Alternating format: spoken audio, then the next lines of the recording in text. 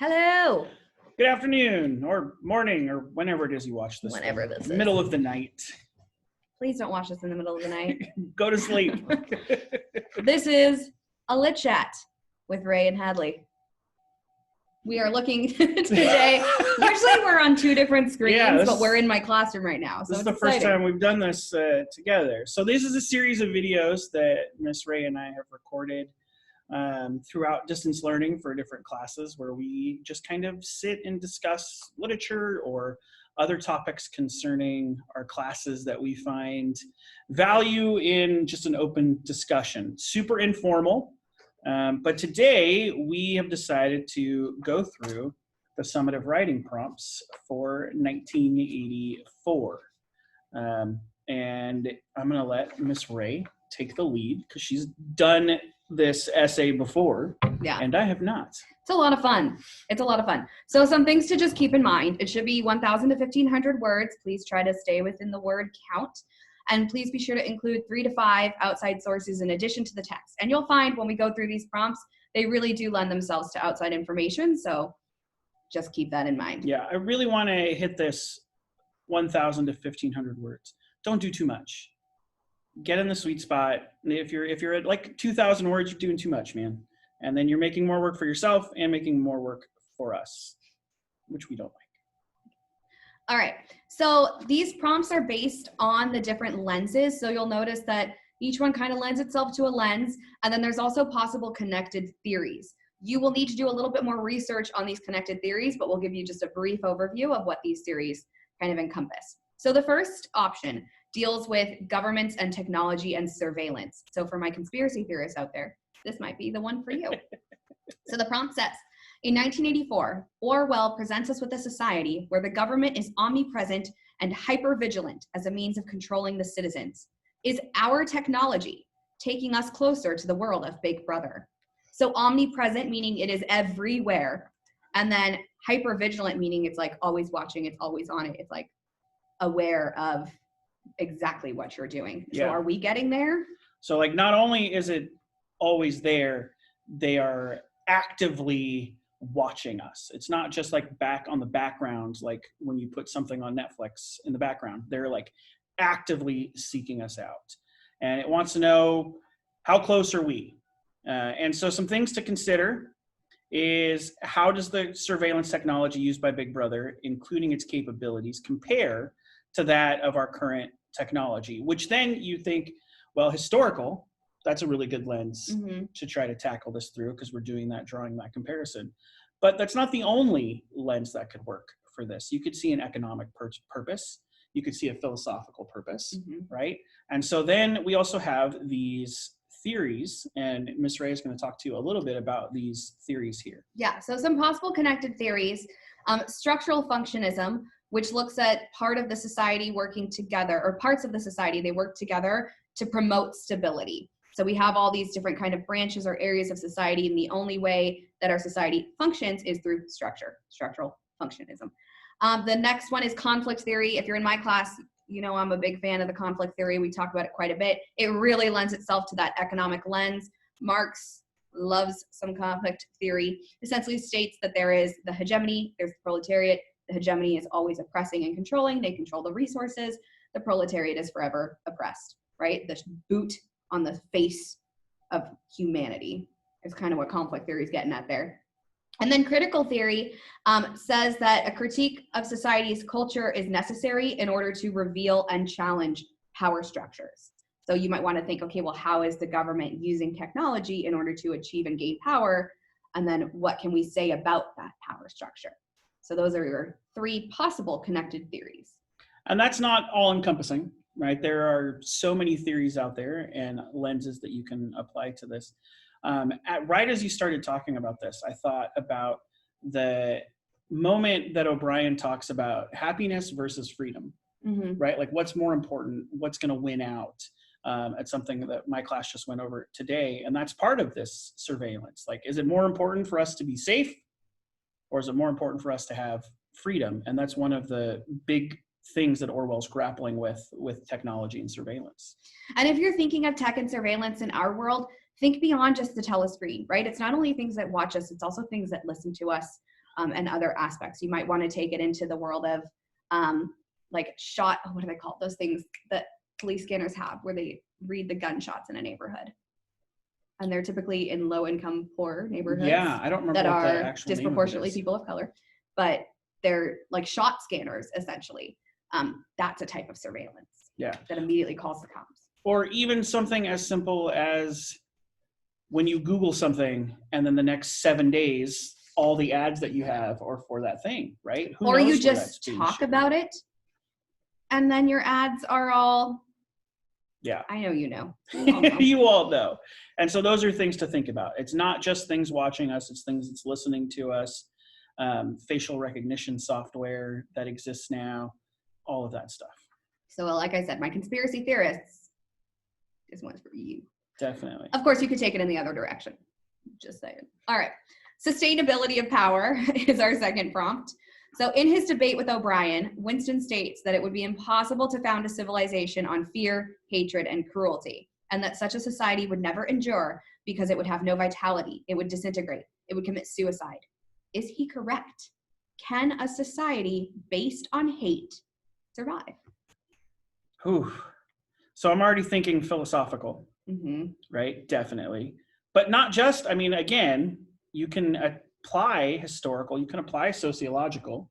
That would be the way Miss Rae would go for sure. Almost always.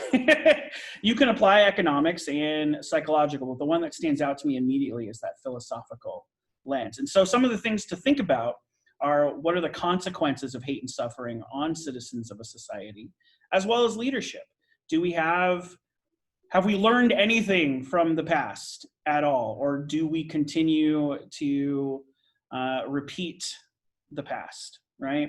And then thinking about the questions that Winston has throughout this whole book about power and how he doesn't have any of it, and how he has these memories of when things were different, but you can't prove it because he doesn't have any of the power. And so we've got some more theories that we can attach to this. So we already talked about structural functionalism a little bit. Then there's social constructionism, which essentially says that we jointly construct our understandings of the world that we live in, and we have a shared assumption of reality. The opposite of solipsism, that word that Winston couldn't quite grasp when he was in his conversation with O'Brien. So we form together a joint understanding, and that's how we seek to live in our world. Utilitarianism says that actions are right only if the majority benefits. So that's what you'd be looking at there. Rational choice theory is more in the opposite.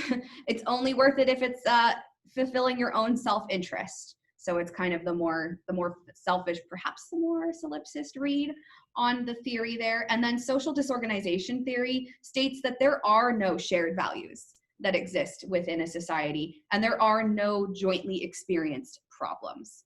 Everything is, in fact, more independent, and what you personally experience is not the shared experience of others. I am not familiar with that theory at all. It's bonkers.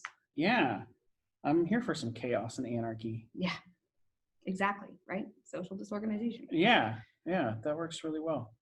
All right, shall we move on to the power of language? Newspeak is an attempt by Big Brother to control thought by reducing the number of words in the language and eliminating words that might lead to thought crime, which is itself a Newspeak word. Is it possible to control thought through controlling language? All right, I'm not gonna lie to you, this one gets me excited. Hadley loves words. I do love words. Hamlet over here, words. And so I really this is the one I'm immediately drawn to, because this idea of thought crime is so important to the book.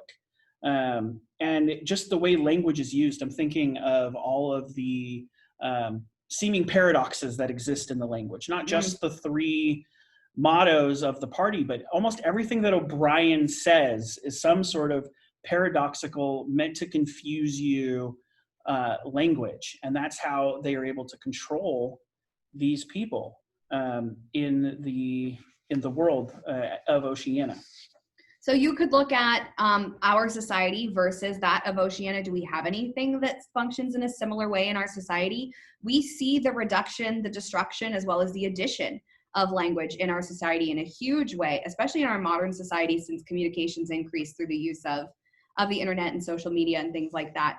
And then what role does language and what role does writing play in the rebellion of a people? We'll look at that as well.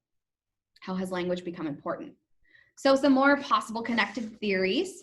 Symbolic interactionism says that the role of it talks about the role of language in development of a society, that we need that language to create the symbols that we then base our societal values upon. Critical theory, we already talked about a little bit. The Thomas theorem is an interesting one, and it's closely related to labeling theory. So the Thomas theorem states that if something is defined as real, then it is real in its consequences. So if we believe in it, then the consequences are true as well. So it can relate to thought crime and control of thought as well. And then labeling theory closely connects, but it looks specifically at the labels that are placed upon a person or a group of people, a culture, a society, what have you, that if those labels are applied, eventually those societies or those people or those persons are going to conform to that label. So the way that we label things or people affects their reality. And a couple other thoughts I had as I was kind of looking through this is formalism is a way to attack this, which is looking at a text void of actually anything outside of it and just the text itself. And so the way that it's structured, and 1984 is structured in interesting ways. The sentences are structured in interesting ways. The paragraphs are structured in interesting ways. And then also myth theory, which isn't too far away from labeling theory, which is looking at signposts and symbols to make meaning outside of the text. And so that's, it kind of goes hand in hand with labeling theory.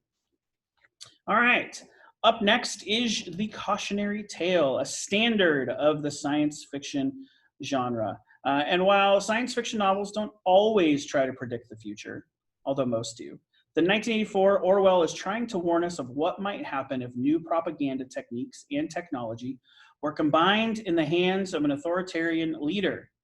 Consider historical and current examples of authoritarian systems. How accurate is 1984? This one feels particularly timely. Yeah. We see the word authoritarianism often in the news these days. So some things to consider. What role do technology and propaganda play in historical and current authoritarian systems, or for those seeking to become authoritarian systems?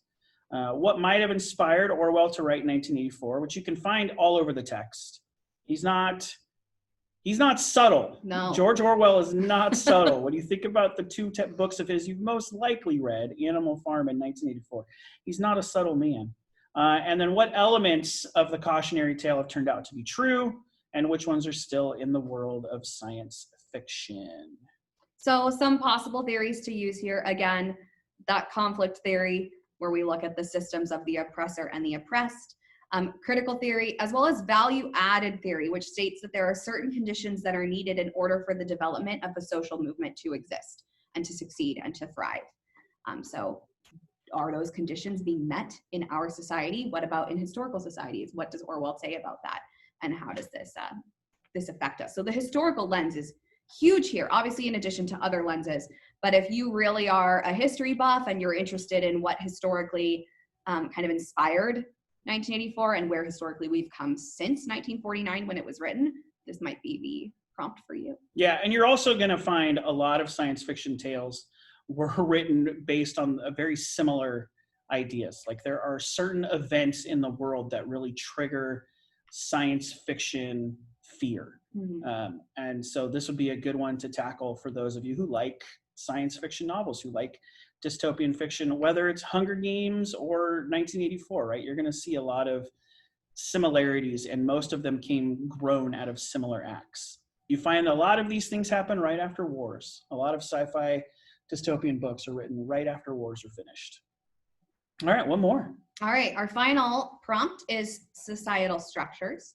So the Society of Oceanophile is a very strict caste system with Big Brother at the top of the pyramid and the proles at the bottom. What stratifications exist within 1984 that we see today in our own American society? And what is Orwell's message regarding such societal hierarchies? So what separations do we have in our society? That's what we mean by stratifications, where we have these different groups and they're held to different levels. They have different access to resources. They have different access to power, to money, to wealth, to all that comes with it. Where do we see it in our own society? And what's the message? Right. So you can, I mean, the sociological lens would be really good here, right? Also historical, economic, for sure. If you're interested in economics, Ms. Rae is going to talk about Marxism in a moment. And this is a classic Marxist style prompt to be able to tackle the difference in social classes, economic classes, and all of that. So we want to look at intersectionality within the hierarchy of Oceania. We want to talk about social hierarchies in our own society. How are the lives of the proles different from the lives of the party members? And then the party members versus even those that are higher up. Right, inner, outer. Yeah. And what role does opportunity play in these differences? And what does opportunity even mean in a society? Who has opportunities, who doesn't have opportunities? All of those things are things that we want to look at. And then who controls resources, which is the most important part of a society for real. So that's really what Marxism is all about, is control of the resources, control of the power. We've been looking a little bit at Karl Marx's lens when it comes to that economic lens, but you can dig even deeper into Marxist concepts and Marxist theories if you're going with this societal structure lens. When we talk about intersectionality, you might want to look through the feminist perspective. Is there a difference in being someone who is, say, low on the societal pyramid, but still a man, versus low on the societal pyramid, but also a woman? What if you're then also a person of color? What if you're then also queer, right? This is what we mean by intersectionality, of these things that add up against or for you when it comes to your power and your position in society. Yeah. And then critical theory and labeling theory can also, of course, be applied there. There's also opportunity for you to create your own prompt if you saw something in here that in the book that you really want to tackle that isn't necessarily on this list. I know I had a student who wrote almost every single response talking about the male gaze, right? And you can attach that to some of the stuff here, the social structures and whatnot. But if that's like a specific thing you're interested in, you could definitely do that as well. The book lends itself to so much rich discussion throughout that you really shouldn't have any trouble finding some aspect of the book that interests you enough to write. And we always write better when we're writing about something that we're actually interested in versus not. Absolutely. So remember those prompts. If you're trying to seek to write your own prompt, remember that you need to have teacher approval of that prompt, and that needs to be your teacher's approval. So for example, something that might fly in my class perhaps won't fly in Hadley's, or vice versa. Yeah. All right. Anything else? I think so.